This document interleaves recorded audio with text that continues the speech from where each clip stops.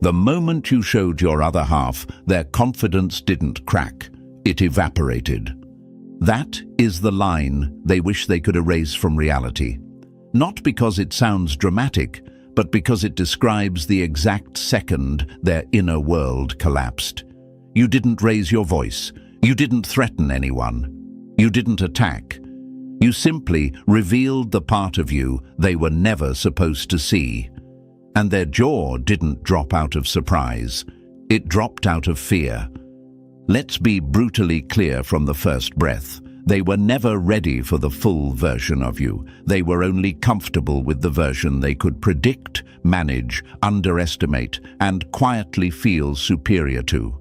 The calm one, the patient one, the one who explained instead of acted, the one who softened their power so others wouldn't feel small. That version kept the peace. This version ended the illusion. Picture this. A quiet lake, smooth surface, harmless, reflective. Everyone feels safe standing near it. Then one day the water pulls back and a massive structure rises from underneath. Same lake, same location, completely different reality. That's what happened when you revealed your other half. You didn't become something new. You exposed what was always there. And now they can't unsee it. Here's a fact that stings. People are not afraid of strong individuals. They are afraid of individuals who were playing small on purpose. Research shows that perceived unpredictability triggers more fear than obvious dominance. You weren't unpredictable because you were chaotic. You were unpredictable because you were controlled. You chose silence. You chose patience. And when you finally chose truth, it hit like a blade pulled slowly from a sleeve. That's why the room froze. That's why the laughter stopped. That's why they suddenly needed time to think. You didn't shock them by doing something loud. You shocked them by standing still and letting your full presence speak. Ancient predators don't chase. They let the world realize too late what's standing in front of them. Now pause. If your chest tightened just now, good. That means you recognize this moment.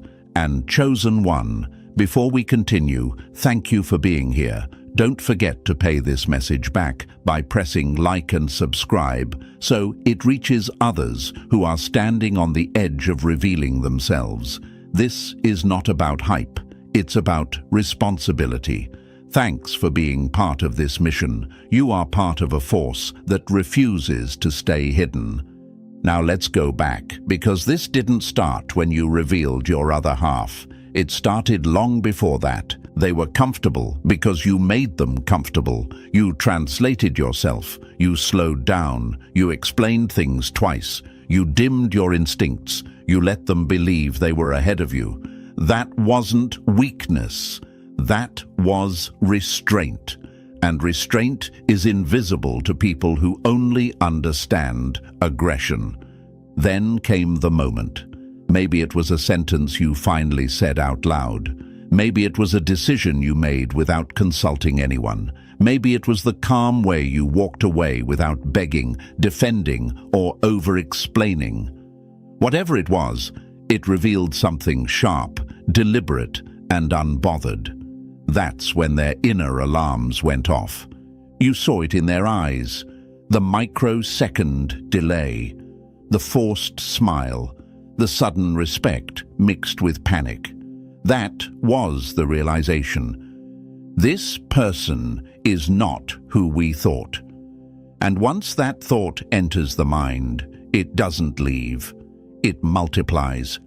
Here's another uncomfortable truth.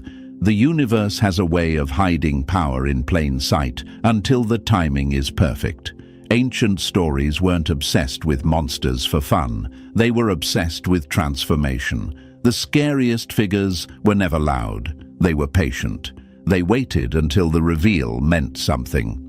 You didn't reveal your other half too early, and you didn't do it too late. You did it exactly when it would cause maximum impact. And that impact is still echoing. They are replaying the moment in their heads, not dramatically, quietly, late at night, While pretending everything is normal, their ego is scrambling to rebuild a story where they are still in control. But it doesn't work anymore. Because control relies on predictability, and you just shattered that. Understand this clearly. When someone's jaw hits the floor, it's not because they saw something impressive. It's because they realized they were standing on the wrong side of the power dynamic. You didn't need to dominate them. You outgrew the game entirely. This is not about revenge. This is not about proving anything. This is about alignment. You stopped betraying your deeper instincts to maintain peace with people who benefited from your silence. That shift is irreversible. Once someone reveals their other half, the universe does not let them shrink back into the old shell. And that's why they are unsettled. They know something has changed. They don't know how to respond to you now. They don't know which version of you will show up. Calm doesn't comfort them anymore. Silence doesn't reassure them anymore, because now they know what lives underneath both. Chosen one, this message is not here to inflate you. It's here to remind you. The jaw-dropping moment wasn't an accident. It was the consequence of years of control, observation, and restraint finally converging. You didn't explode. You revealed. And from this point forward, the world will treat you differently, not because you demand it, but because once power is seen, it is felt everywhere you go.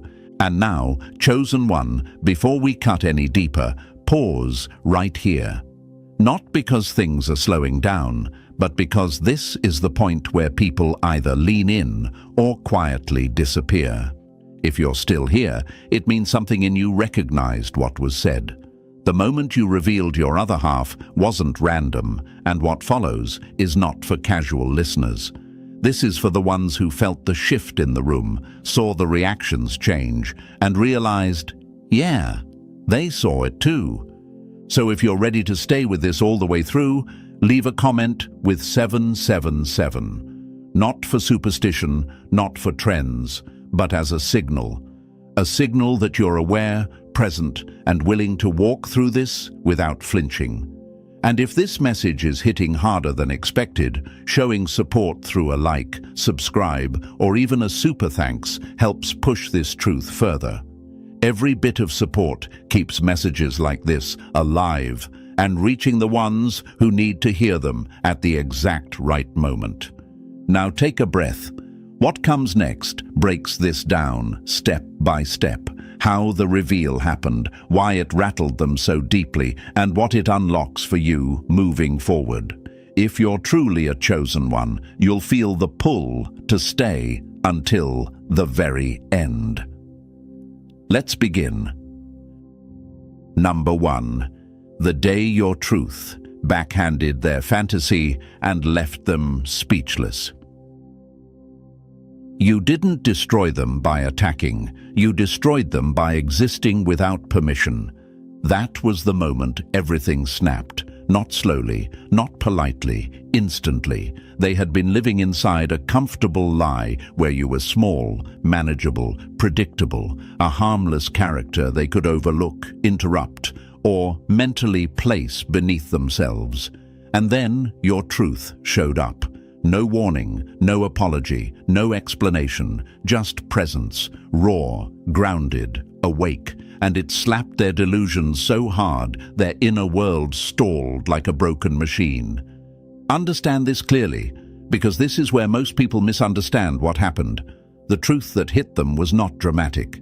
You didn't give a speech. You didn't flex. You didn't announce anything. The truth arrived quietly, like a blade sliding out of a sleeve. Calm voice, steady eyes, no fear behind them. That's what broke the illusion. Because power that doesn't need noise terrifies people who rely on noise to feel important. They kept calling you harmless because that story benefited them. It allowed them to relax. It allowed them to feel superior without earning it. It allowed them to underestimate you without consequences. But the moment your truth surfaced, their ego didn't just feel challenged, it felt exposed. And ego hates exposure more than defeat. Defeat can be blamed on bad luck.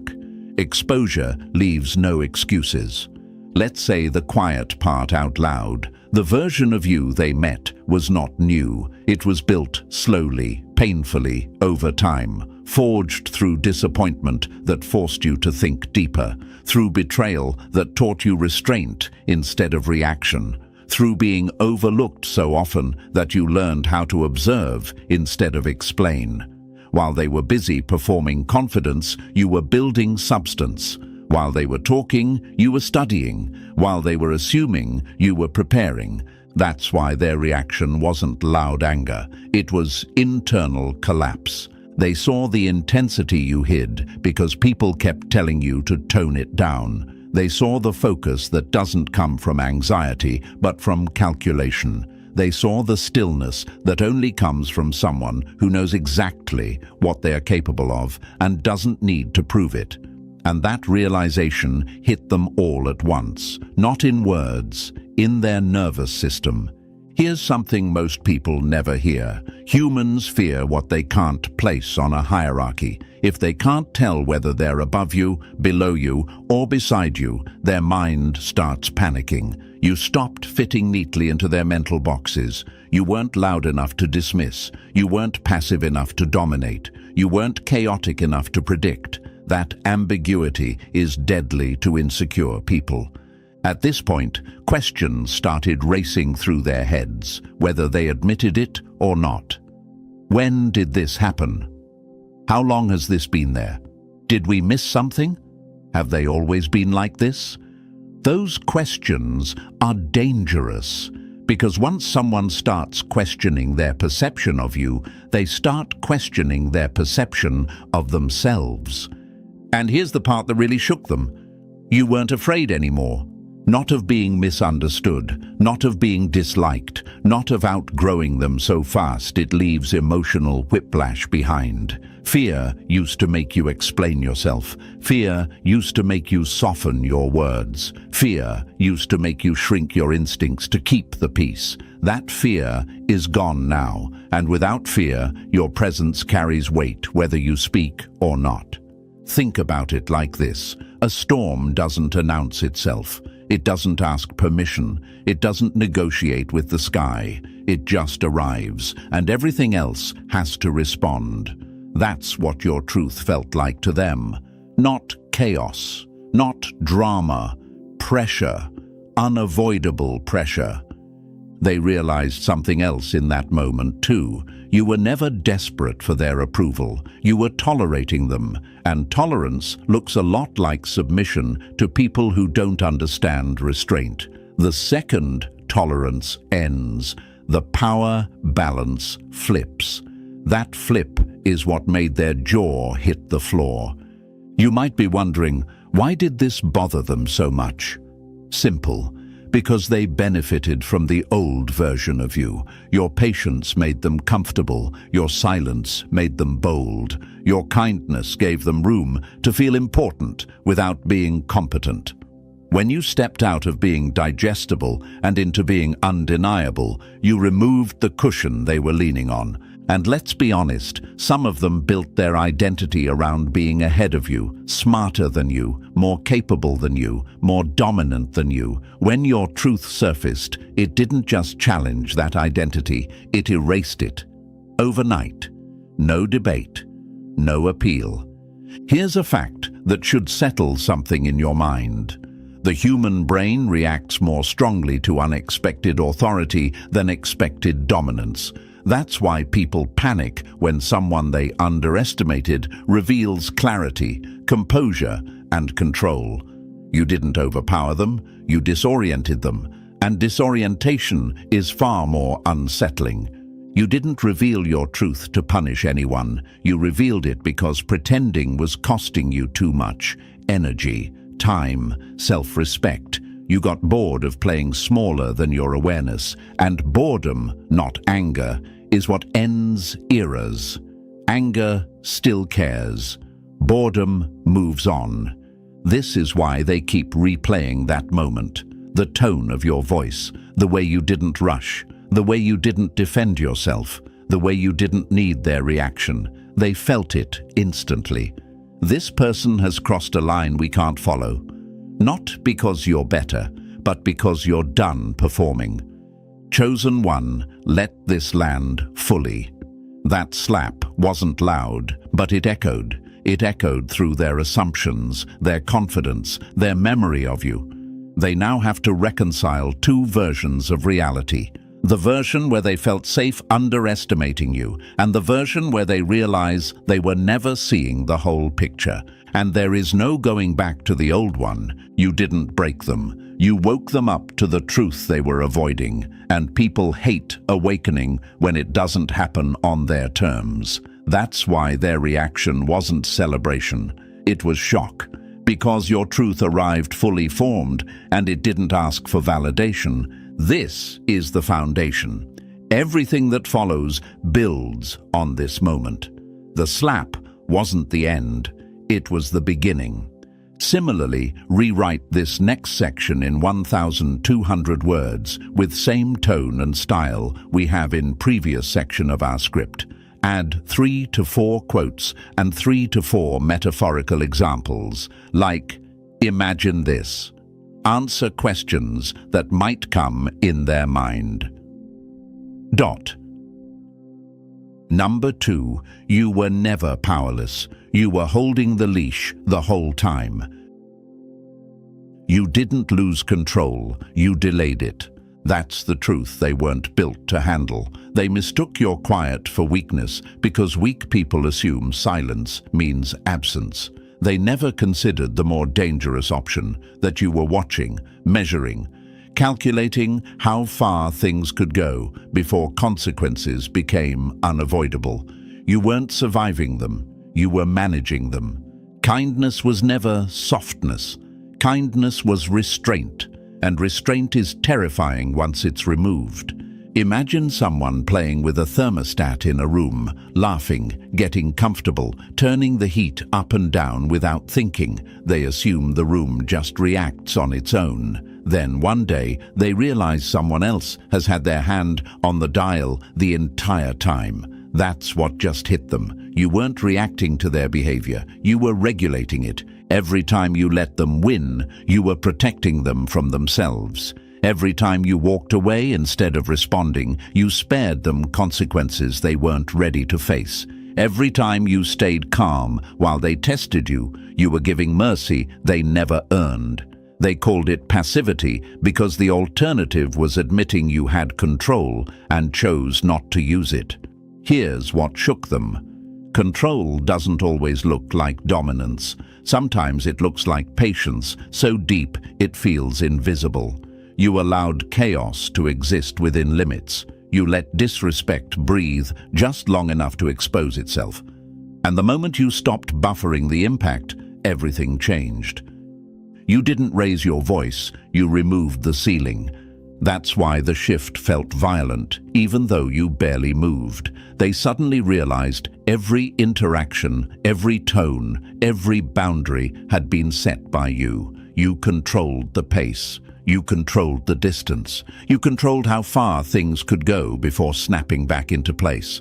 When you stepped back emotionally, the entire structure lost balance. You might be asking yourself, did I let this go on too long? No, you let it go on long enough for patterns to reveal themselves, long enough for excuses to expire, long enough for them to hang themselves with their own behavior. That's not weakness, that's precision. Imagine letting someone shadowbox, throwing punches at air, thinking they're strong. Then you step aside and let them hit something solid. The shock isn't the impact. It's the realization that the resistance was always there and they just never met it. You didn't become dangerous. You stopped being gentle. And that's the part they can't rewrite. They now know the calm wasn't lack of power.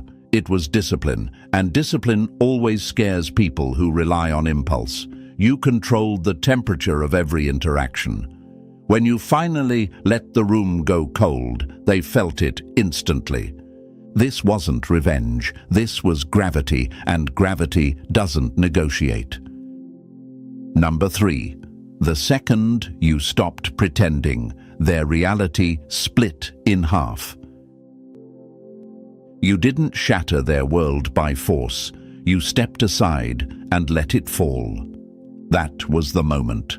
Not loud, not dramatic, no scene, no warning sirens, just a clean, irreversible crack running straight through the reality they built around you.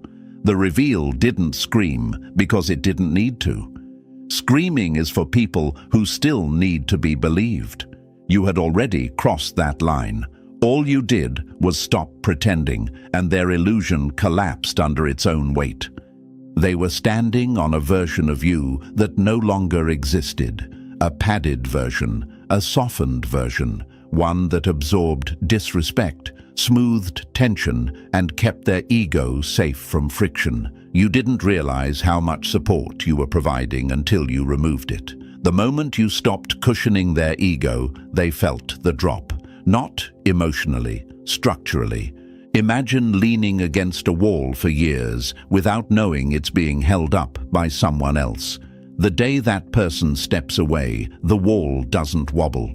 It falls, fast, loud in the mind, even if the room stays silent. That's what this was. You didn't push. You didn't confront.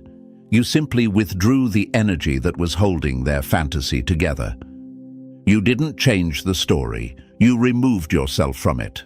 That's why they looked confused instead of angry. Anger requires an enemy. Confusion appears when the script stops working. They were waiting for you to explain, defend, soften, or apologize. You did none of it. That absence did more damage than any argument ever could, because arguments keep people inside the same game. Silence with clarity ends it. Here's the question they're asking, but won't say out loud. How long have they been like this? And that question terrifies them because it forces another one right behind it. Were we wrong the whole time? When people realize their perception was flawed, their confidence fractures, not in public, internally, where it hurts. You didn't expose them by pointing, you exposed them by standing still. Your truth didn't attack them, it reflected them, their insecurity, their need for control, their reliance on your compliance. Without you shrinking, those traits had nowhere to hide. You became a mirror they couldn't avoid. And mirrors don't insult, they reveal. Imagine a stage where the lights suddenly flip on the audience instead of the performer. No accusation, no commentary, just visibility. That's what your presence did. They saw themselves clearly for the first time, and it wasn't flattering. If you're wondering whether this crack can be repaired, here's the answer. No. Once illusion breaks, it doesn't glue back together the same way. They can pretend, they can reframe, they can minimize, but they can't unsee what was revealed, and neither can you. This wasn't a confrontation, it was a collapse, and it only happened because you finally stopped holding everything up for them. Number 4. The snapshot that permanently ruined their comfort. Once the curtain lifts, the mind never forgets what stood behind it. That's the damage you did without lifting a finger. The image they saw of you is now burned into their memory, and no amount of denial, distraction, or pretending will scrub it out. People can rewrite stories, but they cannot erase moments that reorganize their understanding of reality, and that moment did exactly that.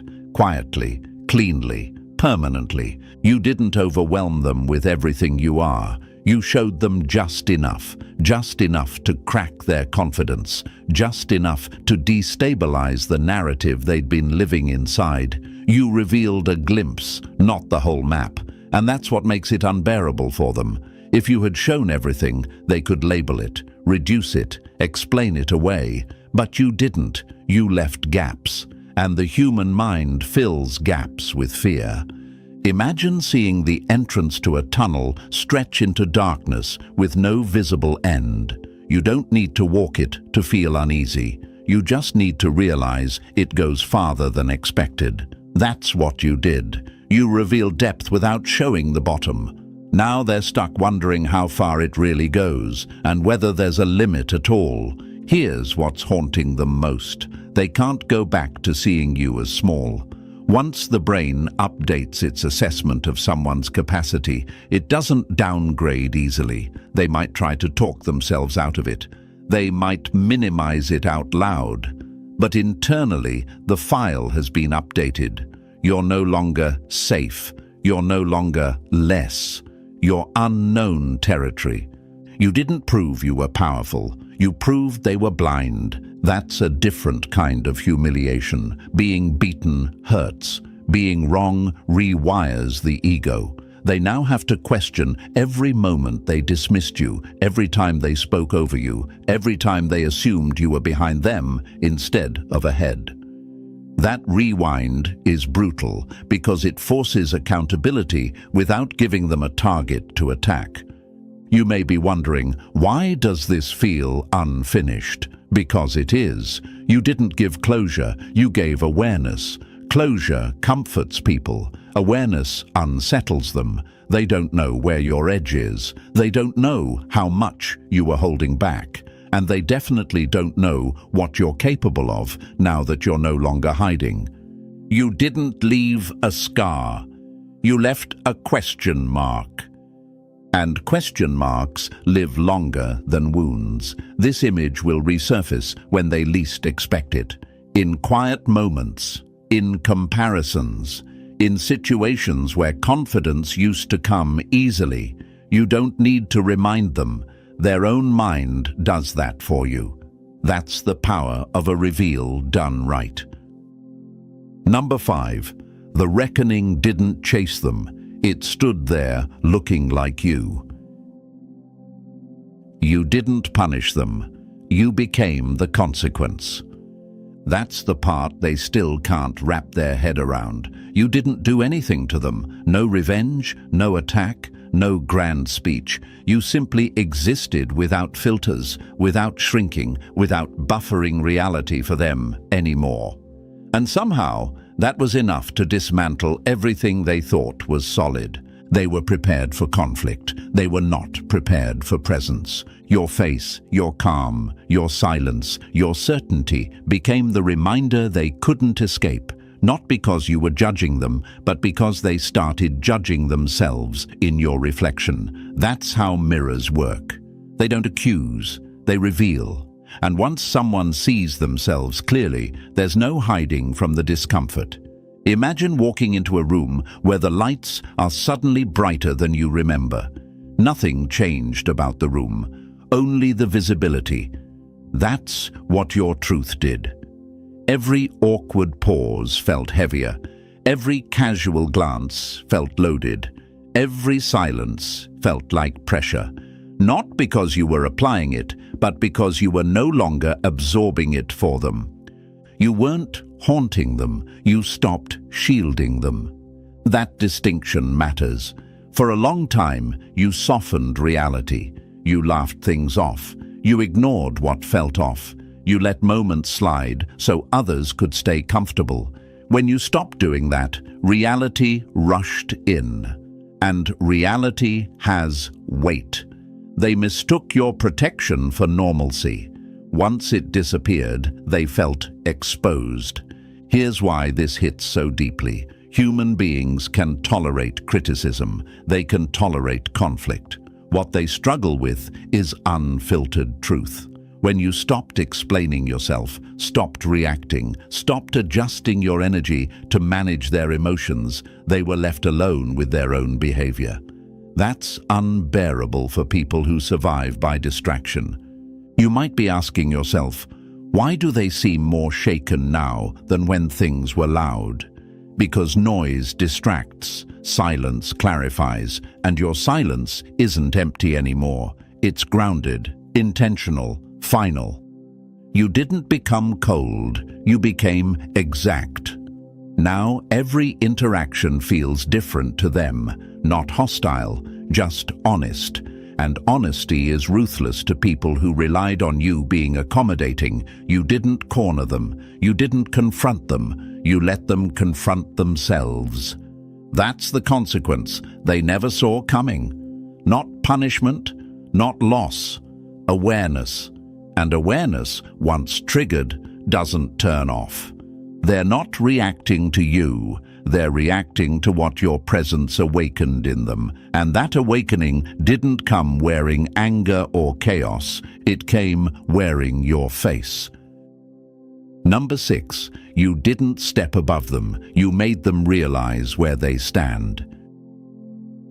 You didn't humble them with force. You humbled them with clarity. That's the truth that rearranged the hierarchy in their mind. You didn't just reveal your other half. You revealed them, their shallow perception, their fragile confidence, their habit of judging depth based on surface noise. And once that happened, there was no scrambling back to the old positions. The floor plan changed.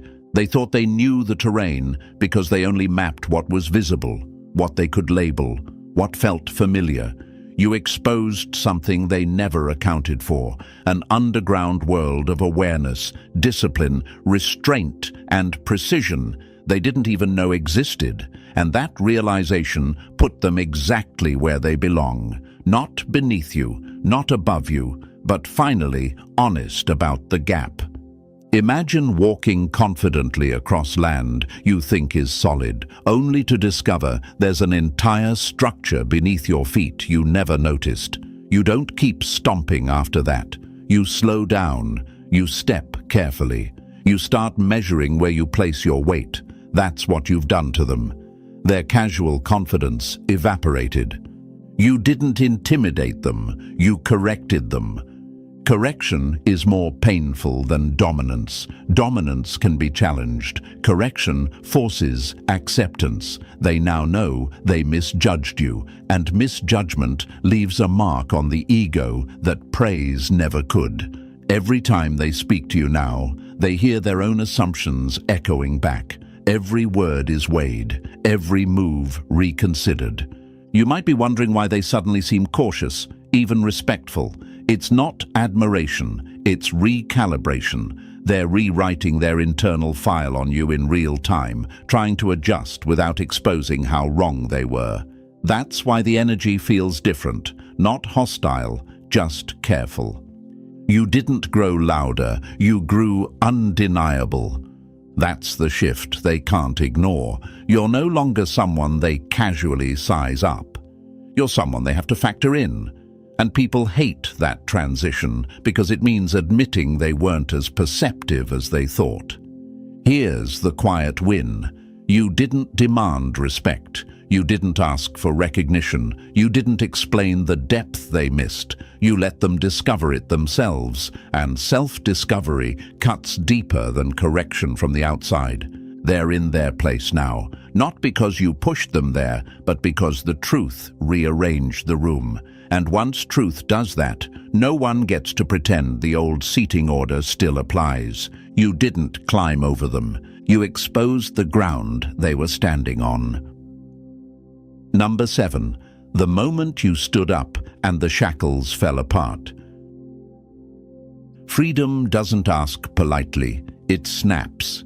That was the day it happened, not when they reacted, not when they stumbled, but the second you stopped kneeling for people who never earned your lowered head. Liberation was not gentle, and it was never meant to be. It didn't feel soft or comforting. It felt final, like something old cracking off your spine and hitting the floor for good. You didn't lose anything that day. That's the lie people try to sell you when they're scared of your independence. You didn't lose relationships, safety, or belonging. You shed a costume, one you wore to survive rooms that didn't deserve your real presence. One you wore to avoid conflict with people who only felt tall when you stayed small. You didn't walk away empty-handed. You walked away unchained. The moment your other half stepped forward, something inside you locked into place. Not ego, not anger, alignment. the kind that feels quiet but unshakable. You stopped negotiating with your instincts. You stopped explaining what should have been obvious. You stopped apologizing for clarity. And in that instant, you felt it, the internal click, the sense of coming home to yourself. Imagine carrying a heavy bag for so long, you forget it's there. You adjust your posture, you compensate, you build pain into your daily movement and call it normal. Then one day, you drop the bag. The relief isn't dramatic. It's shocking.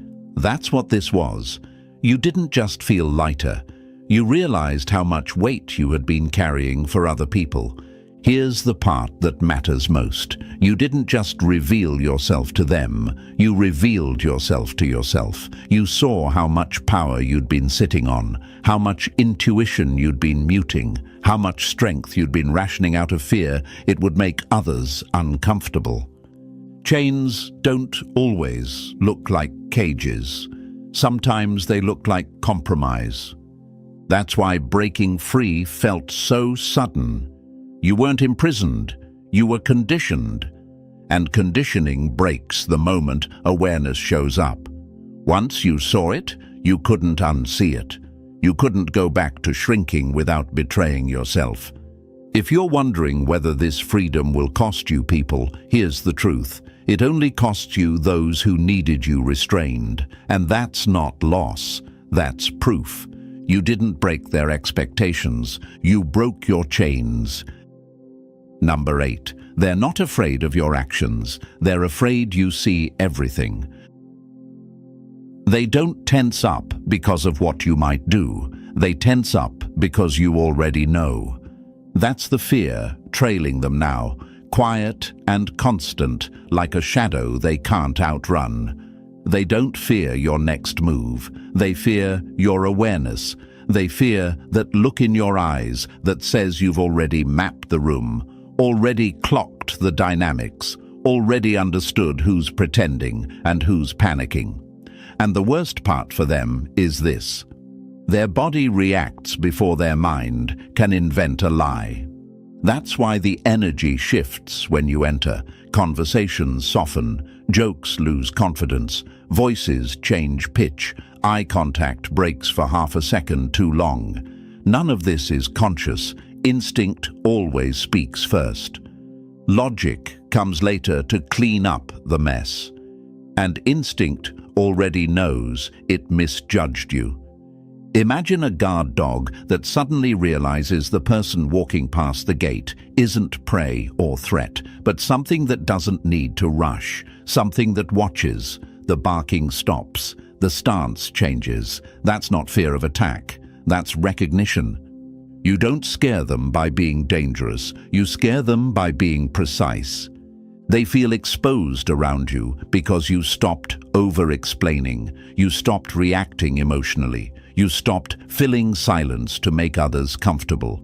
Silence used to be a gap they could fill. Now it's a mirror they can't avoid. And mirrors trigger panic in people who rely on performance. You might wonder why they seem nervous even when you say nothing, because truth doesn't need language. Your calm tells them you're not seeking approval. Your posture tells them you're not unsure. Your stillness tells them you're not distracted.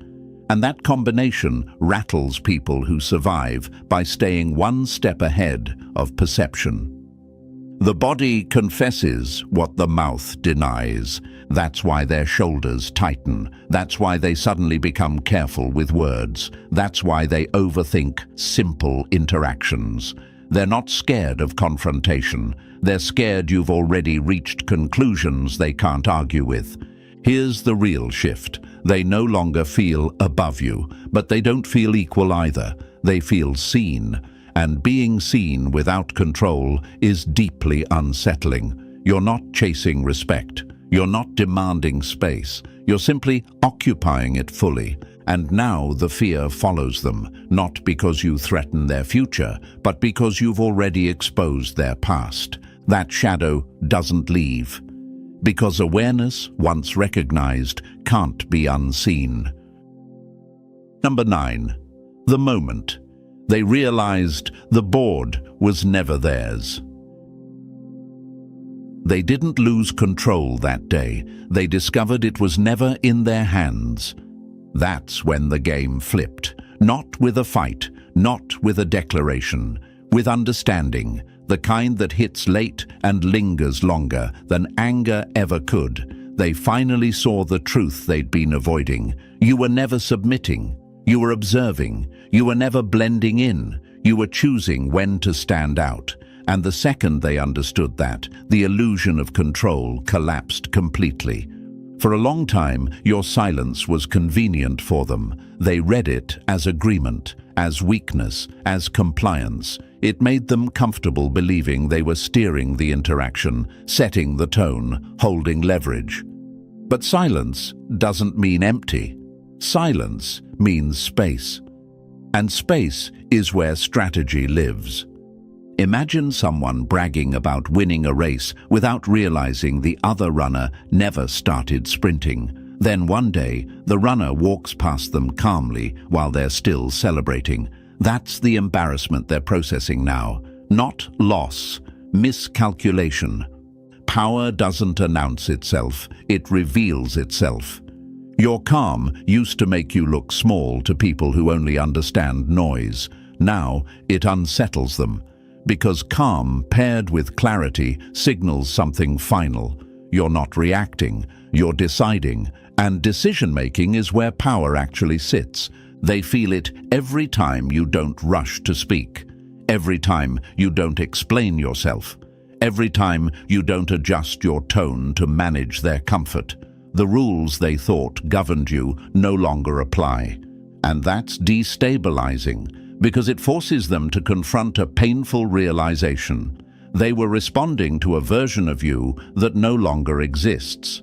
You might be wondering why this feels different from every other shift you've had. Because this time, you didn't take power from them. You reclaimed it from yourself. You stopped outsourcing authority over your time, energy, and presence. You stopped negotiating your worth through behavior. And once that happens, control doesn't need to be seized. It returns naturally. You didn't flip the game by moving faster. You flipped it by standing still. Now, your presence doesn't blend into the background. It anchors the room. People notice when you enter. Not because you demand attention, but because the dynamic adjusts around you. That's the unmistakable signal of reclaimed power. They didn't lose the game. They finally realized they were never the ones playing it. Number 10. The silence that exposed everything they were hiding. Silence doesn't scare the innocent. It terrifies the exposed. That's the quiet you carry now. Not the old silence that came from patience or politeness. Not the silence that tried to keep the peace. This one is different. This one has weight. And they feel it the moment you stop filling the air for them. Your quiet is no longer compliance. It's command. You don't argue anymore because you don't need to. You don't explain because nothing is unclear. You don't rush to soften moments that make others uncomfortable. And that absence of effort is what makes their inner world start shaking. Because when you stop talking, they're left alone with themselves. Imagine a courtroom where the defense suddenly goes silent. No excuses, no distractions, no emotional noise, just facts sitting in the open. The room doesn't get louder, it gets heavier. That's what your presence does now. You don't accuse, you don't confront. You let the truth breathe, and breathing space is unbearable for people who rely on chaos to hide. Your stillness isn't empty, it's loaded. They can feel it, in the way pauses stretch too long, in the way they suddenly feel the urge to over-explain, in the way they talk faster around you, laugh a little too hard, or avoid eye contact altogether. Your silence pulls confessions out of people without you asking a single question. You might wonder why this quiet has more impact than anything you ever said. Because words can be debated, silence cannot. Silence doesn't give them a handle to grab. It doesn't offer a weak point to twist. It doesn't lower itself to their level. It simply stands there, unmoved. Before, your softness acted like insulation. It absorbed tension. It softened edges. It gave people room to pretend they didn't know better. Now that softness is gone, and without it, truth becomes sharp. Every behavior reflects louder. Every insecurity echoes longer. You're not withholding. You're finished negotiating. That's what they feel. Finality, not anger, not punishment, certainty. And certainty rattles people who survive by testing boundaries. They don't know where they stand with you anymore because you stopped adjusting yourself to make it obvious.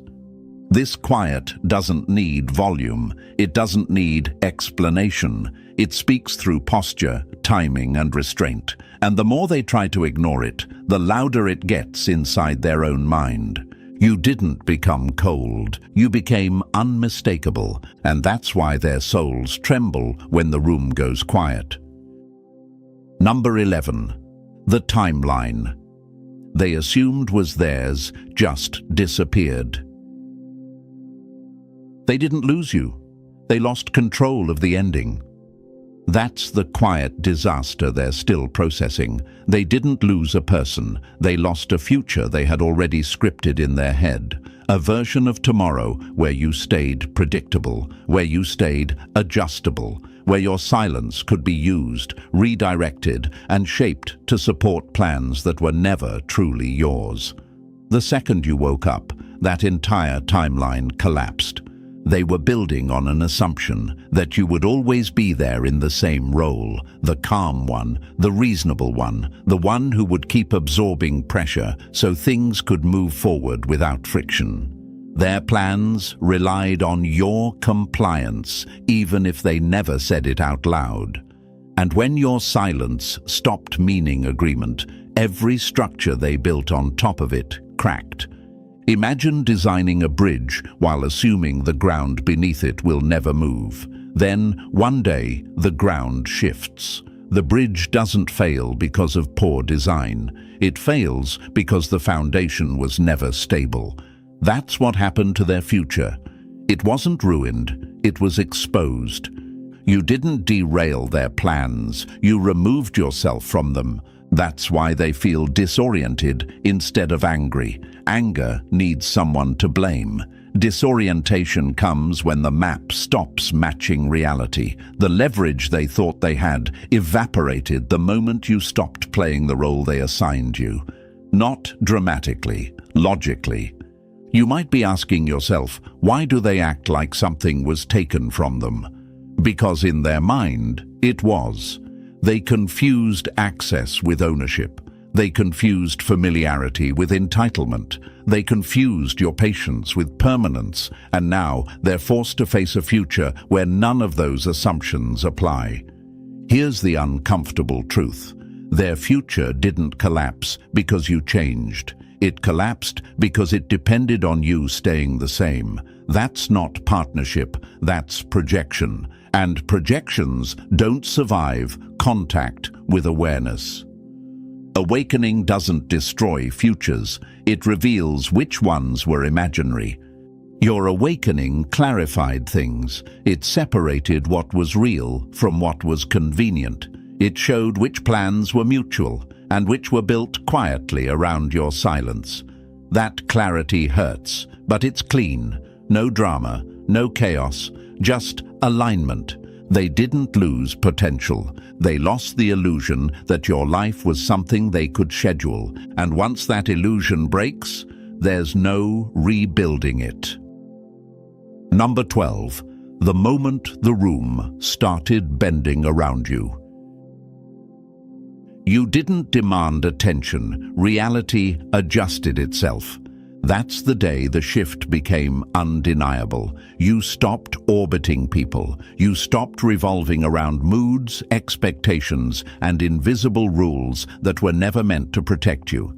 And the second you stood still in yourself, everything else started wobbling. Not because you pushed, because gravity doesn't push. It pulls. They felt it immediately. Conversations stalled. Energy changed direction. People who used to feel tall around you suddenly felt off balance. When someone has been used to you compensating, adapting and smoothing the space, your stillness feels like an earthquake. You didn't grow heavier, you stopped floating. Imagine walking into a room where the floor subtly tilts toward one person. No announcement, no explanation, you just feel it. That's what you became. A center, a reference point. And people who don't know how to stand on their own start leaning, slipping, or backing away. You didn't become important, you became unavoidable. That's why everything else started looking crooked. You weren't judging, you weren't correcting, you were aligned. And alignment exposes misalignment without saying a word. People could feel it in their posture, in their tone, in the way they suddenly questioned themselves mid-sentence. Your presence recalibrated the room. You might be wondering why some people drifted away so quickly. Simple. Not everyone can survive near something that doesn't bend for them anymore. When you stop adapting to small spaces collapse. That's not cruelty, that's physics. Imagine a planet forming in open space. At first, nothing seems different. Then slowly, debris starts pulling in. Some objects fall into orbit. Others get flung away. None of it is personal. It's mass, it's force, it's inevitability. You didn't change the rules. You revealed who they were built for. Now people either align or disappear. Not dramatically, naturally. The ones who were only comfortable when you were smaller can't find footing anymore. The ones who respect strength without needing dominance adjust and stay. That sorting isn't something you're doing. It's something that's happening around you. You're no longer managing rooms. You're anchoring them. You're no longer adapting to energy. You're setting it. And the world responds the same way it always does to gravity. It rearranges itself. Quietly, relentlessly, permanently. And chosen one, if this message landed heavy, it's because it was meant to. You didn't imagine the shift. You didn't overreact. You stepped into who you really are, and the world adjusted accordingly. If this helped you see your power more clearly, press the like button now and lock it in. And if you're not part of this family yet, make sure to press subscribe. We build awareness here, not noise. Stay grounded, stay sharp, and remember, once you stand in your truth, nothing around you stays the same.